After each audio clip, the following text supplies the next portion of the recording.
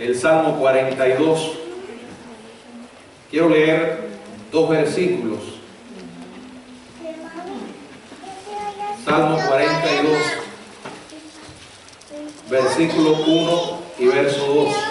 La primera parte que dice: como el ciervo brama por las corrientes de las aguas, así clama por ti, oh Dios, el alma mía. Mi alma tiene sed de Dios, del Dios vivo. Y el mensaje de esta noche lo hemos titulado ¿piadosos o religiosos? Es una pregunta que nos lleva a reflexionar, porque hay una gran diferencia entre lo que es ser una persona piadosa, y cuando digo piadoso estoy hablando de piedad. ¿Qué es piedad? Es algo que no tiene nada que ver con la apariencia, así que no resista la tentación de pensar en que la piedad tiene algo que ver con la envoltura, con la apariencia. Es algo interior, es algo que hay en lo más profundo de nuestra alma. Y como dice este Salmo 42, es tener sed y hambre de Dios. En este caso, mi alma tiene sed de ti, del Dios vivo. Y dice el Señor Jesucristo en Mateo 5, bienaventurados los que tienen hambre y sed de justicia. Esa es una persona piadosa. Una persona religiosa es aquella que pone mucho énfasis en la apariencia, en lo externo, y hay un sentido en el que en la Biblia aparece la palabra religión de una manera positiva. Yo no sé si se acuerdan cuál es el versículo. Es uno solo. La religión pura y sin mácula delante de Dios el Padre es esta. ¿Alguien sabe dónde está? En Santiago. Santiago. Es decir, que hay un sentido en que la religión es positiva y es cuando es resultado de la fe. Pero hay un sentido en que es negativa y es el intento del hombre de acercarse a Dios por sus propios medios. Y por eso hacemos la pregunta: ¿somos piadosos o religiosos? Y cuando empleo el término religioso, no es en el mejor sentido, sino en el sentido negativo. Vamos a orar. Padre, gracias por tu palabra. Gracias por la oportunidad de compartir este mensaje con tu pueblo. Danos un corazón humilde para obedecer tus verdades e ilumínanos en ella. En el nombre de Jesucristo. Amén. Si ustedes recuerdan, una de las grandes cosas que hemos estado enfatizando una y otra vez, cada vez que tenemos la oportunidad de traer el mensaje de la palabra de Dios, es la importancia de mantener una estrecha relación con Dios. Para muchas personas que dicen conocer a Jesucristo, el mantener esa relación a veces se convierte en algo tedioso, sin sentido, que lo hacen de una manera mecánica.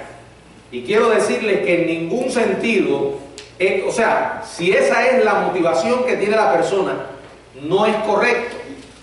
Porque cuando tenemos una relación con Dios, lo hacemos basado en la necesidad que tenemos con Él. Para el salmista, dice aquí: como el ciervo brama por las corrientes de las aguas, así clama por ti, oh Dios, el alma mía. Y dice: mi alma tiene sed del Dios vivo. Ciertamente que cuando comenzamos una relación con Dios, después de haber conocido a Jesucristo, o quizás después de haberle ya conocido, lo descuidamos, pero en un momento de nuestra vida algo ocurrió donde Dios captó nuestra atención, nos llevó a ponernos de rodillas y a buscarle como nunca antes lo habíamos hecho. Entonces comenzamos a practicar lo que conocíamos, sin embargo no lo poníamos en práctica, que es mantener una relación con Dios a través de la lectura de su palabra y la oración. Al principio puede ser que hayamos comenzado como una práctica que hacíamos intentando que se convirtiera en un hábito. hasta que se convierte en un hábito. Pero llega un punto en que ya es más que un hábito, una necesidad. Eso es ser una persona piadosa. Aquel que tiene necesidad de Dios, aquel que siente que sin Dios no puede vivir, es aquel que toma a Dios seriamente. Eso es ser una persona piadosa. Alguien para el cual no hay otra cosa más importante que deleitarse en Dios. Como dice la palabra, deleítate a sí mismo en Jehová y Él te concederá las peticiones de tu corazón. Todos estamos expuestos a la verdad de Dios. Todos estamos expuestos al mensaje de la Biblia. Todos estamos expuestos a la luz de la palabra divina. Todos. Aquellos que cultivan una relación con Dios y aquellos que no. Pero quiero decirle que la luz que a algunos ilumina, a otros endurece. La luz del sol, pensemos por ejemplo, que ofrece dirección, claridad, en unos casos, en otros puede llegar a endurecer. Y ese es el peligro cuando nosotros estamos expuestos a las cosas espirituales sin dar una respuesta positiva a ellas. Y ese fue el peligro de Israel. No ha habido otra nación en la tierra con el privilegio que tuvo el pueblo hebreo. Sin embargo, se olvidaron que los privilegios implican responsabilidades. Y las verdades que conocían y no obedecieron, llegaron a endurecerle. Israel se convirtió en un pueblo religioso. Sin embargo, dejó de ser un pueblo piadoso. ¿Entienden cuál es la idea?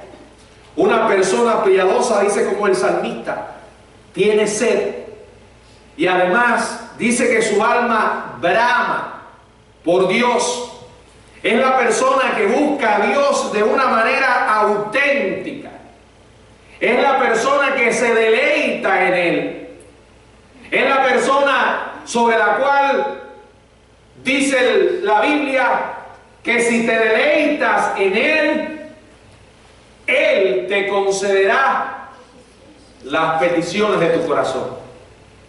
¿Por qué? Porque si tú eres una persona que te deleitas en Dios, tus oraciones van a estar despojadas de todo egoísmo.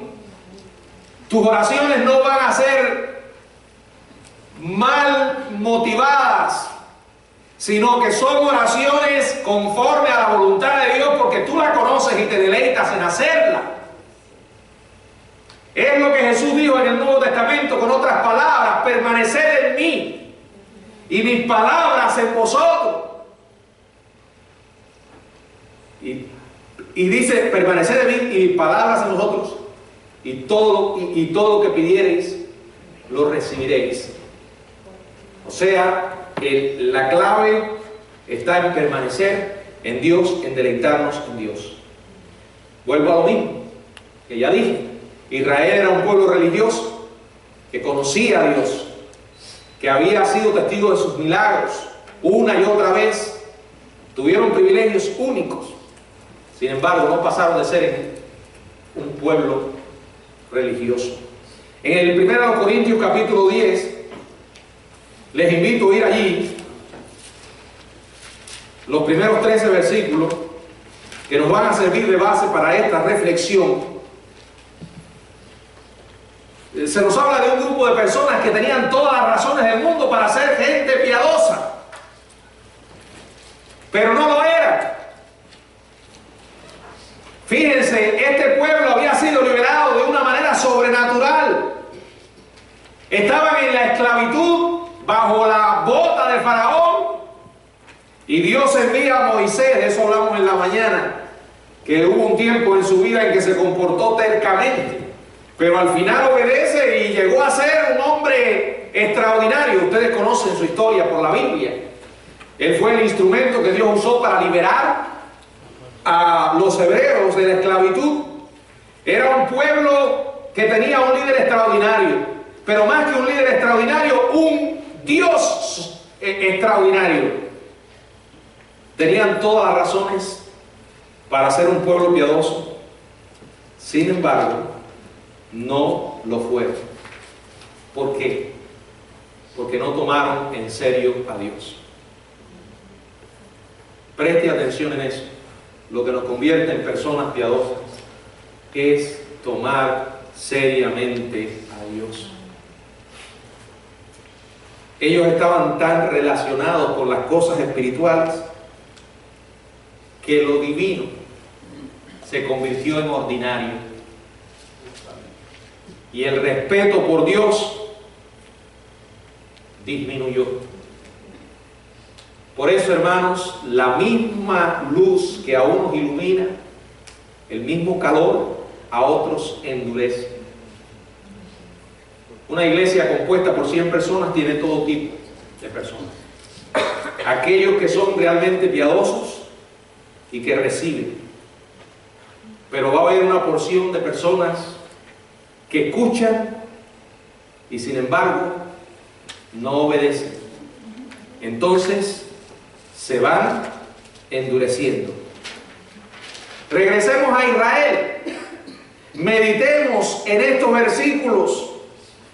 Aquí hay un ejemplo clásico de lo que estoy diciendo. Partieron de Egipto.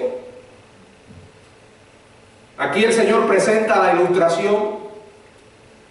Vamos a leer los primeros 4 versos. Dice: porque no quiero, hermanos, que ignoréis que nuestros padres... Observe lo que voy a leer. Hay una palabrita que se repite una y otra vez en estos 4 versículos. Cuando termine, voy a preguntar a ver si usted captó cuál es la palabra.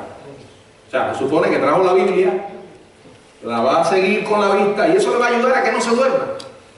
Porque no quiero, hermanos, que ignoréis que nuestros padres todos estuvieron bajo la nube.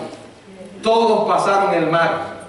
Todos en Moisés fueron bautizados en la nube y en el mar. Todos comieron el mismo alimento espiritual. Todos bebieron la misma bebida espiritual, porque bebían de la roca espiritual que los seguía, y la roca era Cristo. ¿Cuál es la palabra? Todos. Están bien despiertos. Todos tenían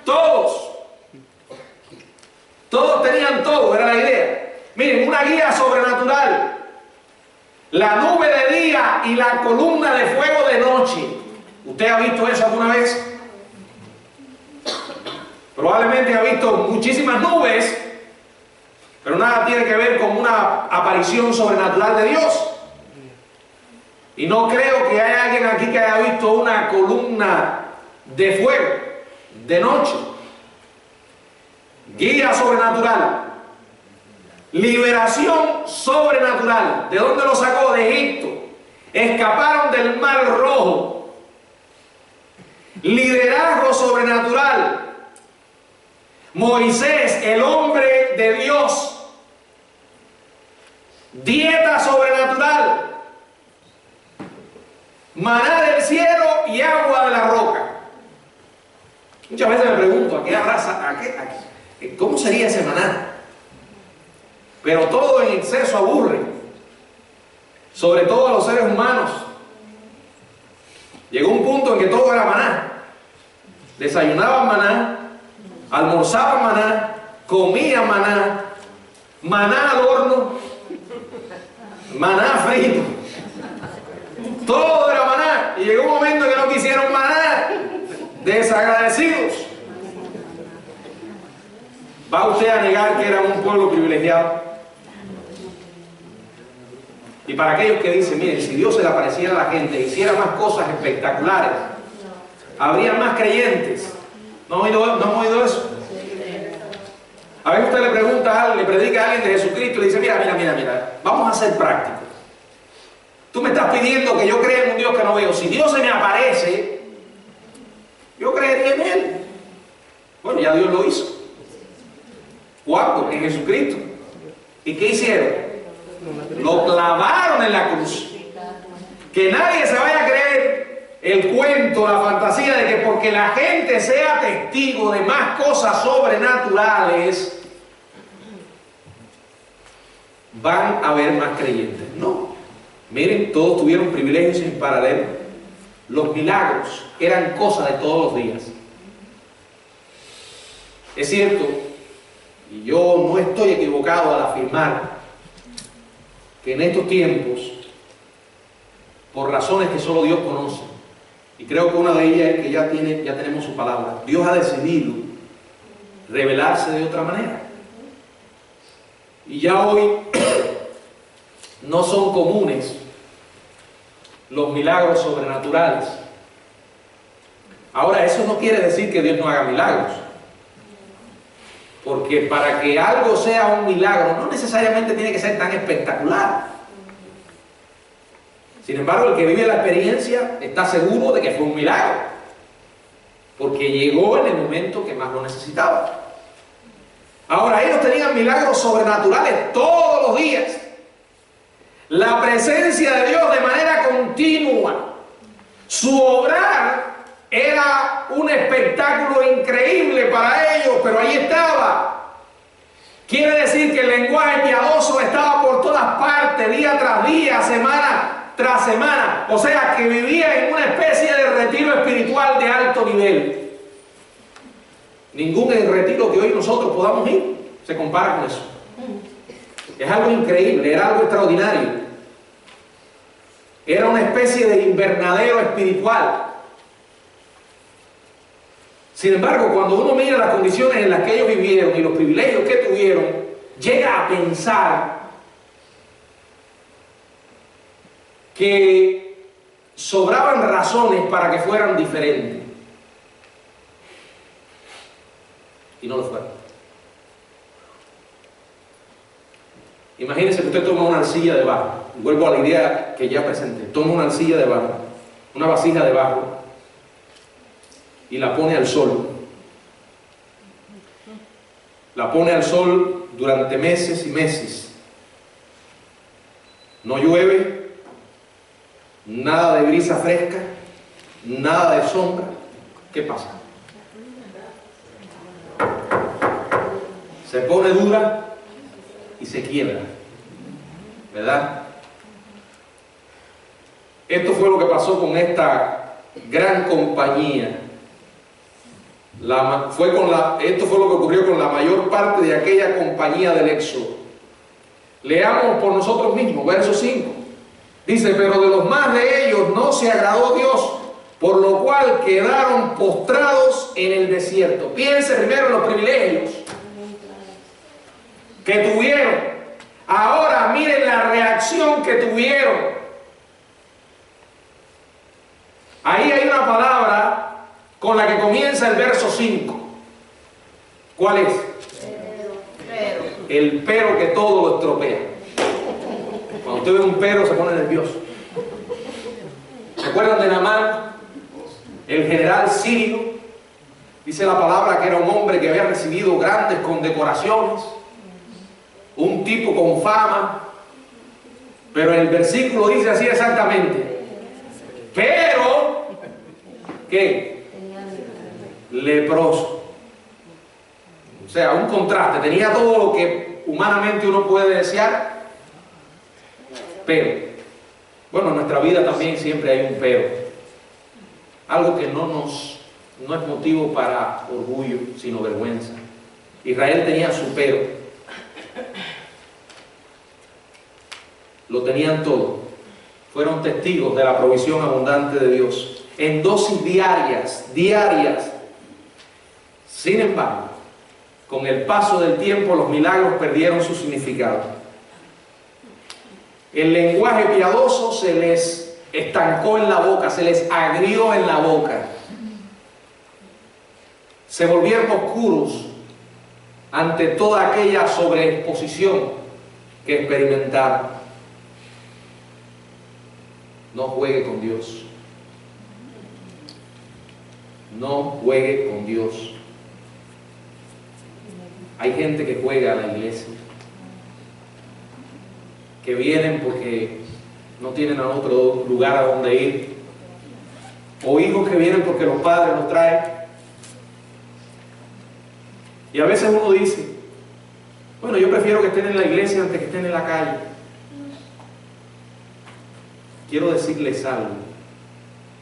Es sumamente peligroso que alguien esté constantemente expuesto a las cosas espirituales y no dé respuesta a eso. Si algo se le va a quedar grabado en el mensaje de esta noche, es esto: la luz, el evangelio es el que salva, pero el mismo evangelio que salva es el mismo que condena. La misma palabra que ofrece el camino de la salvación, si no se recibe, será la misma palabra que condena. ¿Cómo pudo ocurrir? Ellos que vivían en esa burbuja tan maravillosa y protectora, ¿saben por qué les pasó lo que pasó? Porque no tomaron en serio a Dios. Y así hay mucha gente hoy viviendo. Y cuando usted les pregunta para ellos quién es Dios, ofrecen muchísimos conceptos y explicaciones ridículas que no se parecen en nada al Dios de la Biblia. No podemos bajar el estándar que la Biblia presenta de Dios, su imagen, quién es Él, su carácter, su persona, sus atributos. Para mucha gente hoy Dios es un amigote, ¿verdad? Un compañero de travesura, o el abuelo de largos bigotes y barba, sonriente, que aguanta que yo haga todo y no se molesta. El abuelito Dios está en el cielo. Lo divino se convierte en ordinario. El respeto por Dios se acaba. Y entonces viene la irreverencia, la falta de temor. No juegue con Dios. Pablo describe esta escena de desorden carnal para que nosotros lo leamos. Ahí en el verso del 6 al 11 dice: mas estas cosas sucedieron como ejemplo para nosotros, para que no codiciemos cosas malas como ellos codiciaron, ni seamos idólatras como algunos de ellos, según está escrito: se sentó el pueblo a comer y a beber y se levantó a jugar. Ni forniquemos como algunos de ellos fornicaron y cayeron en un día 23,000. Ni tentemos al Señor como también algunos de ellos le tentaron y perecieron por la serpiente. Ni murmuréis como algunos de ellos murmuraron y perecieron por el destructor. Y estas cosas les acontecieron como ejemplo y están escritas para amonestarnos a nosotros, a quienes han alcanzado los fines de este siglo. Miren, estas cosas están registradas en la Biblia para advertencia nuestra. Eso es lo que dice la Biblia. Dice, como ejemplo, ¿verdad? Si usted está pensando que Dios, si hay alguien aquí que tenga ese concepto, espero que no, pero si hay alguna mente traviesa por aquí, pensando que Dios es un Dios sádico, que se deleita en registrar los fracasos, solo para que la gente del pasado se retuerza, está equivocado. Esta historia antigua, Dios la registró en la Biblia para que nosotros no caigamos en lo que ellos cayeron. Son señales de advertencia. Son los stops que vemos allí en las esquinas de la calle o la luz roja que nos paraliza para que no sigamos con nuestras acciones. Dice, ellos codiciaron cosas malas. Ustedes no lo hagan. Ellos fueron idólatras. Cuidado, no lo hagan. Ellos empezaron a practicar la inmoralidad. Alto, no lo hagan. Se hicieron presuntuosos. Prohibido, no lo hagan.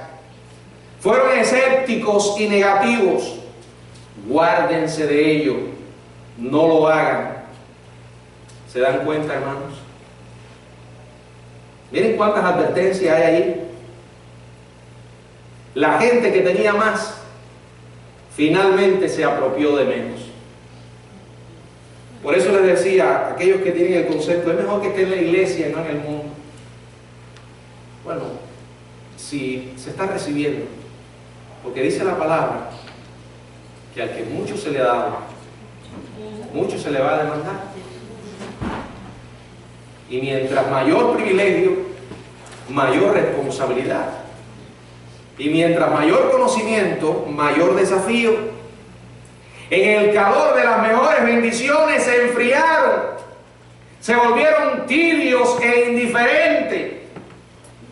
Y créanme, cuando uno lee los primeros versículos del capítulo 10, uno se pregunta, ¿pero de quién estoy yo leyendo? ¿A quiénes se describen aquí? Esto es una compañía, y si usted es de los que verdad lee la Biblia y ha leído el Antiguo Testamento, encuentra a ese grupo una y otra vez quejándose. Y a veces uno dice, pero ¿cómo es posible que Israel haga eso? Teniendo tantos privilegios, viendo tantas cosas. Y no es eso. Después que pasa esa etapa, que viene la etapa de los reyes, es más increíble todavía. Usted ha leído lo que yo le estoy hablando, ¿verdad? Son raras excepciones los reyes que vinieron que realmente valían la pena. Eran una partida de sinvergüenza estos reyes. Y hay una frase que se repite una y otra vez: e hicieron lo malo ante los ojos de Jehová. E hicieron lo malo ante los ojos de Jehová. Hermano, cuando uno llega a leer todo esto, uno dice, ¡qué paciencia la de Dios! Ahora dice la Biblia, todo está registrado para que ustedes no hagan lo mismo.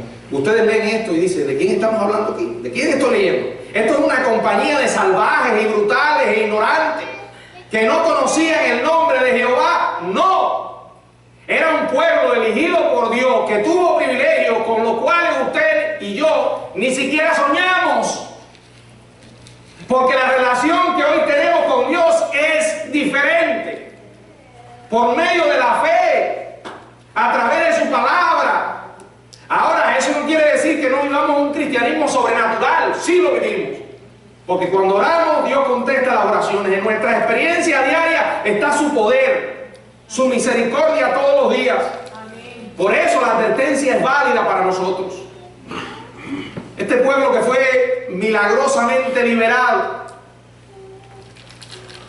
no valoró lo que tuvieron y se convirtió en un pueblo de gente religiosa. Son aquellos que reciben la verdad y por alguna manera, o sea, son expuestos a la verdad, pero por alguna manera, por alguna razón no la reciben. Y entonces dicen, bueno, hay tanta presión sobre mí, tanta gente que espera que yo lo haga. ¿Usted no ha visto eso? A veces hay familiares que traen a sus familiares a la iglesia y les duele cuando ellos ven que no aceptan al Señor. La esposa que está hablando por el esposo y el esposo no se decide por Jesucristo, pero la esposa un día se cansa y están en el templo, en el culto, y el pastor está haciendo una invitación y la mujer agarra al marido y le da un pellizco. Levanta la mano, o le hace, levanta la mano. O hay otros que lo agarran antes que entre y le dicen, mira, tú vas a ir a la iglesia, el pastor va a hacer una invitación, por favor, levanta la mano. Y el tipo levanta la mano. Y si el pastor invita al frente, va para el frente. Y si tiene que hacer la oración, la hace. Pero después cuando se va dice, yo no entendí nada. O sea, para mí esto no tiene sentido, esto es una locura. Ahora se supone que soy cristiano. Y empieza a oír cómo se expresan los cristianos. Que Dios te bendiga, ¿verdad? Aleluya, amén. Y ahí empiezan a tirar las frasecitas para agradar a la gente. Eso es pura religión, porque no hay un cambio de corazón. Pero yo sé que hay reacciones. Siempre reaccionamos a la palabra, positiva o negativamente. Y quiero terminar con unas advertencias que están también en el pasaje que estamos meditando. Primera, no digas, esto no me va a pasar a mí. Verso 13, 12 dice la palabra, así que el que piense estar firme, mire que no cae. Bueno, pastor, usted está hablando de inconversos dentro de la iglesia y está hablando de cristianos. Quiere decir que o somos o no somos. Sí, pero, el pero que todo lo tropea. Hay otro detalle. Tú puedes ser cristiano, pero puedes llegar a un punto en que comiences a tratar lo sagrado como algo ordinario. Estás tan relacionado con las cosas espirituales que puedes irte endureciendo aún siendo cristiano. Y de pronto te puedes convertir en una especie de monstruo, porque tienes dos cabezas. Y no estoy hablando de cabezas físicas, tienes una doble conducta, una doble moral, una vida de hipocresía. Tal vez te paras a predicar o a enseñar o a cantar o a hacer cualquier otra cosa en la iglesia y en lo más oculto de tu vida estás llevando una segunda vida. Entonces, ¿qué? Yo estaba mirando en estos días un documental que me impresionó. A veces me pongo a mirar documentales en YouTube que suben a internet. Y este me llamó porque era un caso criminal donde había un pastor envuelto. Y dije, déjame ver esto, porque es un pastor. Y me puse a mirar la historia de un padre que tenía alrededor de 5 hijos, todos cristianos, de la esposa, y los muchachos se paraban en la plataforma a cantar. Y todos ellos dirigían el culto, el pastor lo invitaban a predicar, era un hombre con un gran carisma. Un día, la esposa desaparece. Y él reúne a sus hijos y les dice que la esposa se había ido, que los abandonó. Y lo increíble fue que nadie investigó lo que estaba pasando. Y él siguió con sus hijos, cumpliendo su ministerio, entre comillas. Un día se descubrió que el personaje tenía en un sótano de su casa, en un refrigerador, el cadáver de su mujer. La mató. ¿Y saben por qué la mató? Porque estaba teniendo relaciones con una de sus hijastras y ella lo descubrió. Y ese diablo se paraba frente a una congregación, hablaba en lengua, no sé qué tipo de lengua hablaba, hacía milagros y llevaba una doble vida. Y uno se pregunta, ¿cómo es posible el descuido? En este caso yo sinceramente no creo que ese hombre fuera cristiano, pero hay que tener muchísimo cuidado, porque aún nosotros los que somos cristianos podemos ir corriendo la cerca poco a poco. Dice Pablo, el que piense estar firme, mire que no caiga. Es una advertencia que nos está dando el apóstol y está diciendo, tomen seriamente a Dios. Y en segundo lugar, están aquellos que pueden decir, pastor, la verdad es que Dios me está hablando, pero he ido demasiado lejos como para regresar. Usted no tiene idea de lo que yo he hecho. No lo tiene. Si usted lo supiera, no quiero saberlo, ¿verdad? A veces hay cosas que es mejor no saberlas. Yo no soy Dios. El único que tiene un corazón tan grande para tratar con paciencia con nosotros. Yo no sé si recuerdan, yo le he contado otras veces, estando en el servicio militar, le hablé a un joven y yo no sabía que el tipo era homosexual, no lo parecía, pero le hablé de Jesucristo y cada vez que yo lo confrontaba a aceptar el evangelio, él me decía, mira Miguel Ángel, el problema es que tú no sabes lo que yo he hecho. yo no sé lo que tú has hecho, pero Dios sí lo sabe y Él puede perdonarte. No, a mí Dios no me va a perdonar. Un día, el tipo me disparó lo que había hecho. Y mientras yo lo estaba escuchando, el estómago se me revolvía y la presión me subía y las orejas encendidas, porque el sujeto, aparte de ser homosexual, estaba abusando de uno de sus sobrinos. Y yo, como si fuera un sacerdote, escuchando un secreto de confesión, le dije: mira, estoy en la obligación de decirte esto. No quiero decírtelo, ni tengo deseos, pero tengo que decirte. Si yo te fuera a juzgar, te mandaba ahora mismo de cabeza al infierno. Pero yo no soy el que te va a juzgar. Es Dios.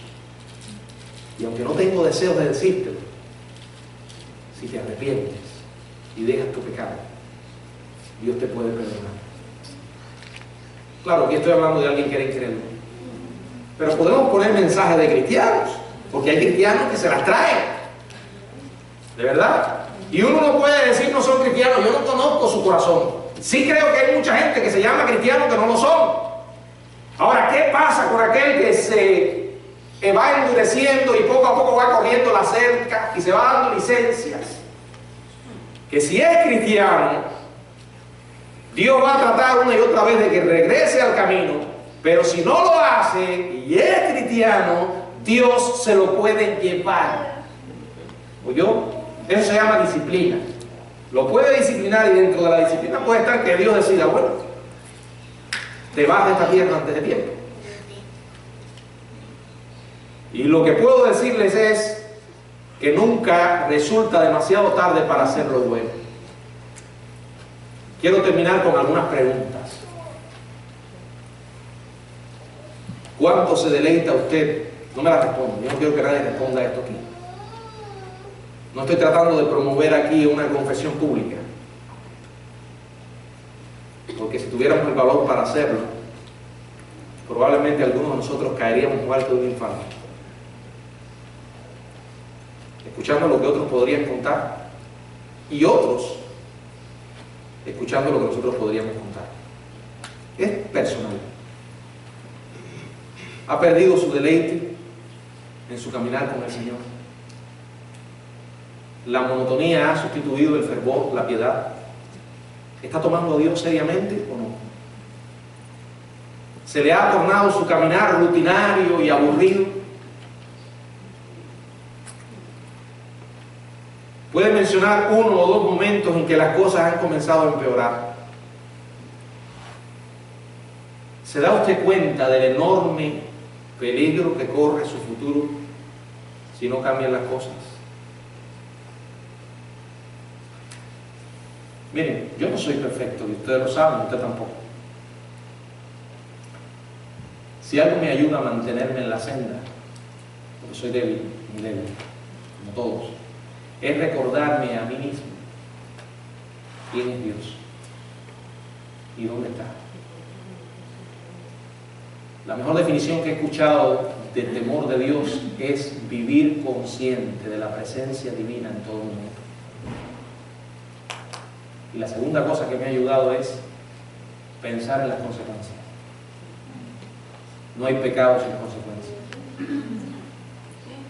No hay closet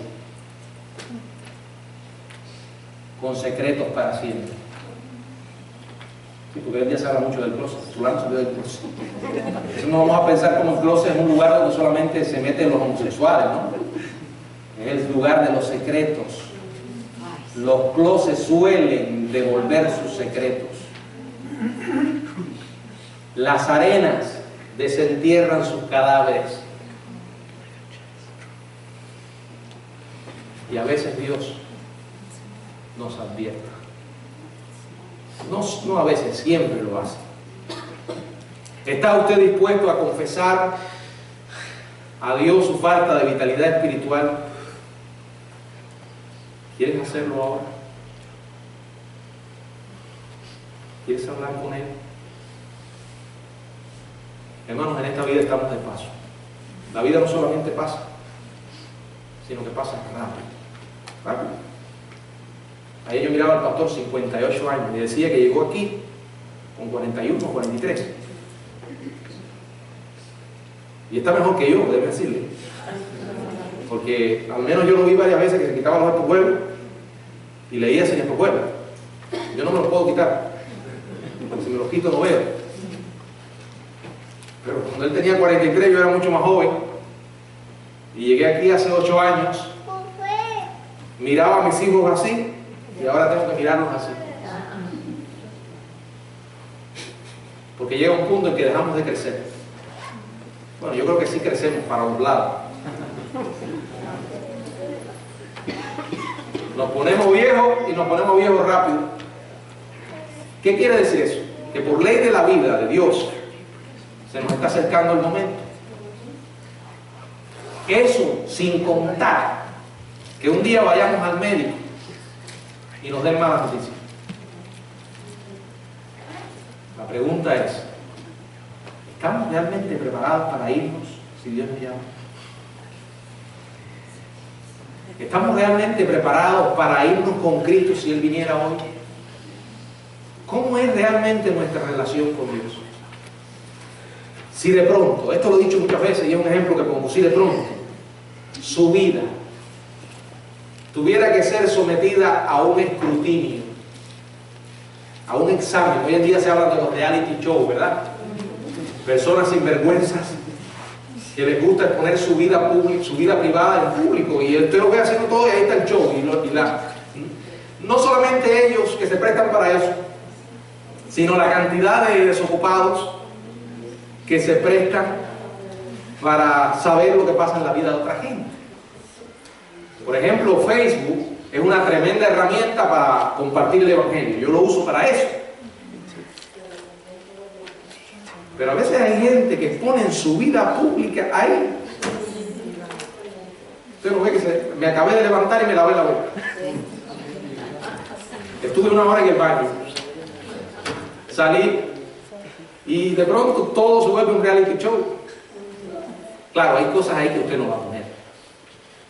Porque como decía Mark Twain, los seres humanos solemos tener un lugar, una parte oscura igual que una luna, que no le mostramos a la gente.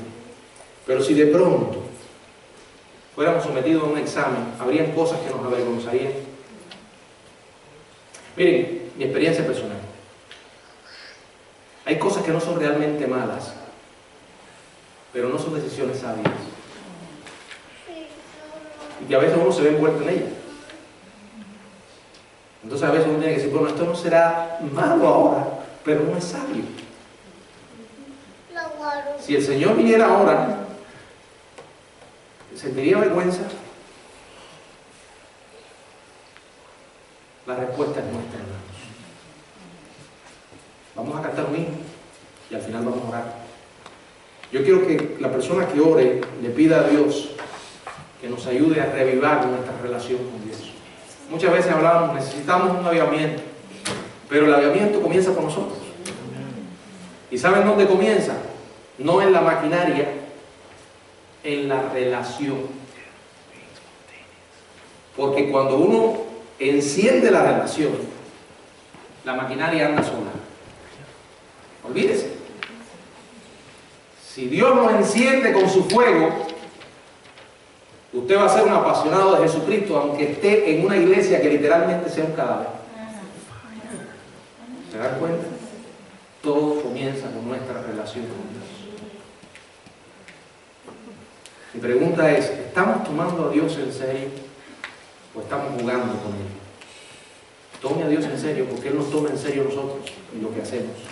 Al final, cuando oremos, cada uno de nosotros medite y hable con Dios. Que el Señor nos bendiga.